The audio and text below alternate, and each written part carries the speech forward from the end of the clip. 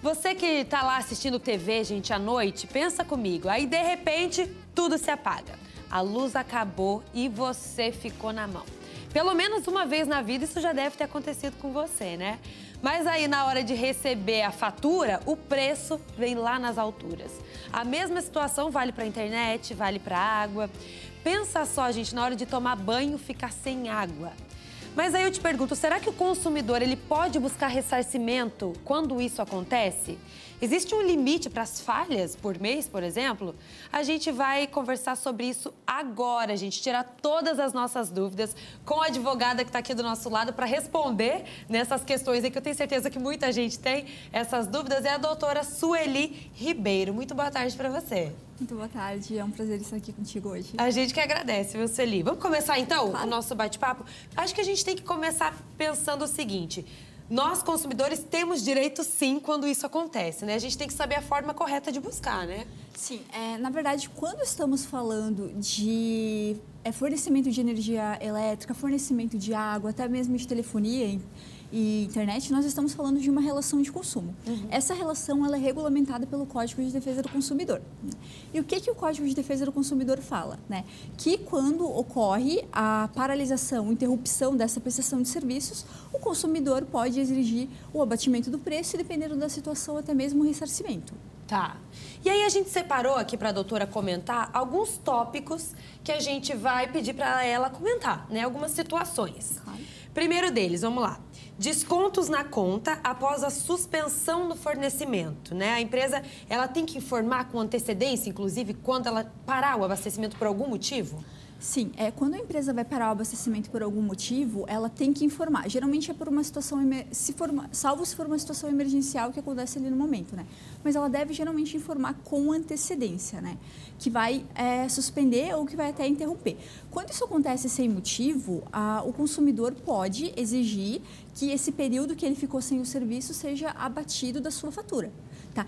Isso, na verdade, como que tem que ocorrer? Primeiro, o consumidor, né, tem que comunicar, seja para a Celesc, seja, né, no nosso caso, para Águas de Joinville, né, ou até para a concessionária responsável, que teve essa paralisação do serviço, e daí eles, né, automaticamente têm que fazer esse desconto. Entendi. E daí a ideia é que na próxima fatura isso já venha descontado. Isso. Esse valor, esses dias, por exemplo, que você ficou sem o abastecimento. Sim, o desconto daí é proporcional. E é claro que você tem que comprovar tudo isso, né? Quando você faz, por exemplo, um pedido para, por exemplo, abater esses 2 dias que eu fiquei sem internet, por exemplo. Como é que eu faço para comprovar isso? Geralmente, o que é recomendável? Que quando aconteceu a interrupção, nesse momento você já entra em contato com a empresa e informa. Na hora mesmo? Na hora. Olha, estou sem energia elétrica, porque isso tudo fica documentado. Aí, a partir desse momento, você pode, né, comprovar para a agência, né, a partir da tua comunicação, que você tem direito a esse abatimento. Tá, vamos lá para o nosso segundo tópico, as quedas de energia elétrica e internet. O que a gente pode dizer sobre isso? Tem um período também de ressarcimento, né? Quando se pode o ressarcimento, né, ou o abatimento, né? O ressarcimento, principalmente na questão de energia elétrica, ocorre, você pode pedir quando você tem algum bem danificado. Tá? É situação muito comum, você está ali assistindo, está carregando o seu telefone, né, seu celular, cai a energia. Né? Tem uma queda de energia e você vai, quando volta, ou até mesmo naquele momento, o teu celular acaba estragando. Né? Isso você pode fazer contato direto com a concessionária de energia elétrica, né? E solicitar o ressarcimento das despesas, né? Ou até mesmo um produto novo. De um aparelho novo, se for o caso. Se for o caso, né? Como que é o procedimento? Você tem 90 dias para fazer essa solicitação, né? Nesse período, daí, a partir do momento que você fez a solicitação, a concessionária tem 10 dias para buscar e analisar aquele produto. Você pode enviar ou ela pode ir na sua casa, né, ali fazer a visita, né, fica a critério das partes, assim, isso, né. É um acordo ali que tem que ser feito. Isso, na verdade, verifica qual que é a melhor forma para o consumidor. A ideia é que o consumidor não tenha que se deslocar da sua residência para ter esse equipamento analisado, né? Aí, assim, quando você pede esse ressarcimento, você tem que informar alguns dados, né? Principalmente tem que mostrar que esse dano ocorreu por conta de uma queda de energia acontecida em determinado dia, em determinado horário. Né? Tem que ter todas essas informações bem claras. Bem claras para mostrar para eles, né? Aí, eles têm 10 dias para analisar o teu pedido. Aí, se eles constatarem realmente que por conta da queda de energia, né, o teu produto ficou danificado, eles vão ter 15 dias para te dar o resultado, né, a partir do momento que eles analisam o equipamento, e daí, se ficar comprovado, 20 dias para te ressarcir. Entendi. Esse é o período aí, ou seja, 20 dias no máximo. Sim, 20 dias no máximo, depois da análise da agência. Tem os 10 primeiro, depois 15, depois 20. Depois 20, isso. Entendi. O que é bem Mas ainda é importante... é um período aceitável, né? É aceitável, porque se estivéssemos falando de uma outra forma de reclamação, como num processo judicial, por exemplo, estaríamos falando de talvez 1, 2, 3 anos, né? Ou mais. Ou mais. O que é importante deixar bem claro, nesse prazo, o consumidor não pode consertar o produto. Então, a partir do momento que você pede o ressarcimento para a empresa, você não pode consertar ou até mesmo se desfazer dele, né? É importante. Tem que esperar primeiro a análise da concessionária para depois dar andamento. Senão você pode acabar perdendo, né? Aquele ressarcimento. Vamos lá. 3. A quantidade de falhas toleradas. Ou seja, até quando o consumidor pode tolerar, né? Tá. Não existe, né? A legislação não determina um número mínimo de falhas, né, que você pode esperar antes de reclamar alguma situação, né? Algum ressarcimento ou até mesmo um abatimento.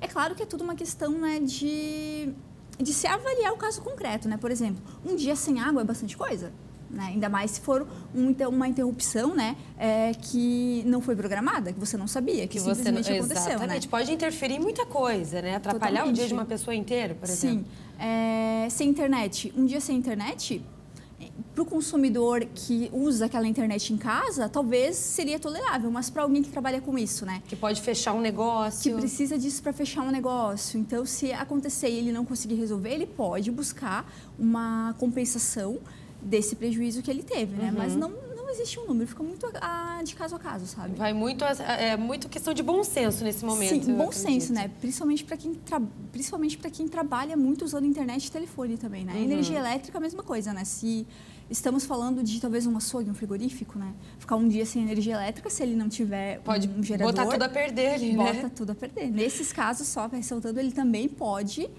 buscar o ressarcimento por conta dos produtos que ele perdeu. Dos produtos perdidos ali por conta da falta de energia. Vamos para o próximo? Lei do saque, água e energia, né? O saque, o que a gente pode falar sobre o que não são todas as empresas que têm e nem precisam ter, né? Sim, não são todas as empresas que têm, né? Seriam recomendáveis, mas empresas de pequeno porte geralmente não têm, né? Até porque, dependendo da atividade, não exige, né? Não necessita disso. O saque é o serviço de atendimento ao consumidor, né? Ele decorre de lei, então tem uma lei específica, né, que regulamenta, e ele serve justamente como uma porta de entrada de comunicação, né, entre o consumidor e a empresa. Então, são profissionais geralmente que têm um treinamento, são capacitados para resolver a tua situação. Se ele não consegue resolver o teu problema, né, geralmente uma reclamação, uma suspensão, um cancelamento, você pode pedir, eles são obrigados a encaminhar para o setor responsável. Tá. O saque... nessas situações que estamos falando de suspensão, de coisas, de interrupção de atendimento, o que se recomenda nesse primeiro momento? Realmente se utilizar do saque, né? Até mesmo da própria ouvidoria interna e fazer contato direto com a concessionária e tentar resolver por ali. Porque em algumas situações você consegue, né? Por exemplo, a energia elétrica, o abastecimento da energia elétrica e a própria de telefonia, eles são regulamentados por agências. Então, tem todo um procedimento que eles devem respeitar com base nisso. Então, em muitas situações, você faz a solicitação e eles te atendem. Quando, por algum motivo, você não tem retorno, né? Ou então você não consegue resolução do teu problema, ou mesmo assim, eles te deram uma resposta negativa e você ainda quer discutir, nesse momento, daí você pode buscar o próprio PROCON, ou até mesmo o judiciário para analisar. Você estava até aconselhando antes, então, do PROCON, você tentar resolver direto com a empresa, com a concessionária. Sim. Depois, se caso não der certo, vai para o PROCON. E aí, com o PROCON, se não der certo, vai para a justiça. Sim, até porque é muito mais rápido e muitas vezes é efetivo. Em algumas situações você realmente consegue resolver o problema sem necessariamente ingressar e ter todo o desgaste no judiciário. De um processo. Seja com um advogado, com tempo mesmo, que estamos falando aí de no mínimo 1, 2 anos. Realmente. Porque, geralmente, quando a gente está com um problema como esse, a gente quer agilidade, né? Não quer ter que esperar anos para resolver. Doutora Sueli, muito obrigada, viu? Eu que agradeço. Obrigada pelo bate-papo, por responder todas essas nossas dúvidas. Eu tenho certeza que foi muito útil isso daí para quem está em casa. Feliz, estou à disposição, tá? Muito obrigada. Eu que agradeço.